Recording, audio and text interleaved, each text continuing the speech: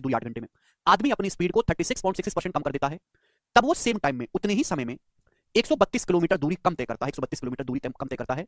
उस आदमी की एक्चुअल स्पीड मतलब ओरिजिनल स्पीड आपको बतानी है। ये बहुत अच्छा सवाल है, अलग सवाल है।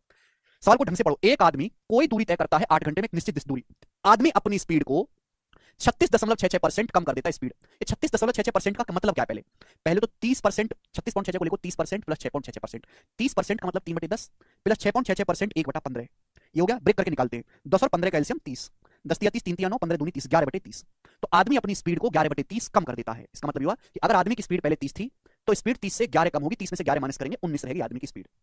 तो एक आदमी कोई दूरी जाता है 8 घंटे में, आदमी ने अपनी स्पीड को कम कर दिया, तो सेम टाइम में, यानी कि सेम टाइम मतलब 8 घंटे में ही, 8 घंटे में ही आदमी 132 किलोमीटर कम दूरी तय करता है। जहां सी बात है, आप टाइम नहीं चेंज कर रहे, आप पहले भी 8 घंटे ट्रेवल कर रहे थे, आज भी 8 घंटे चलते हो, लेकिन आपने अपनी स्पीड को कम कर दिया। अगर आपने स्पीड को कम कर दिया है तो आप डिस्टेंस कम जाओगे, आप 132 किलोमीटर डिस्टेंस कम जाते हो। पूछा उस आदमी की स्पीड बताओ, एक्चुअल स्पीड। आप जानते हैं, मैंने आपको सिखाया। अगला टाइप आ गया कि अगर टाइम सेम है, अगर टाइम सेम है तो डिस्टेंस डायरेक्टली प्रोपोर्शनल होती है स्पीड के। अगर टाइम सेम है तो जो स्पीड का रेशियो होगा वही आदमी के द्वारा चलेगी डिस्टेंस का रेशियो भी होगा। यानी कि आदमी की स्पीड पहले 30 थी, अब आदमी की स्पीड पहले 30 थी तो 30 से स्पीड घट के 19 हो गई, है ना। 30 में से 11 कम होगी, 19 रह गई है।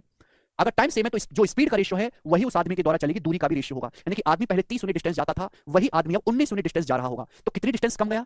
डिस्टेंस पहले 30 यूनिट जाता था, 19 यूनिट जाता है, तो 11 यूनिट डिस्टेंस कम गया। जबकि कितनी डिस्टेंस कम गया है? 132। तो 11 की जो वैल्यू है वो 132 किलोमीटर पर आवर है दोस्तों, 12 गुना। 12 गुना। अगर ये 12 गुना है तो 30 की वैल्यू भी 12 गुना होगी, 360।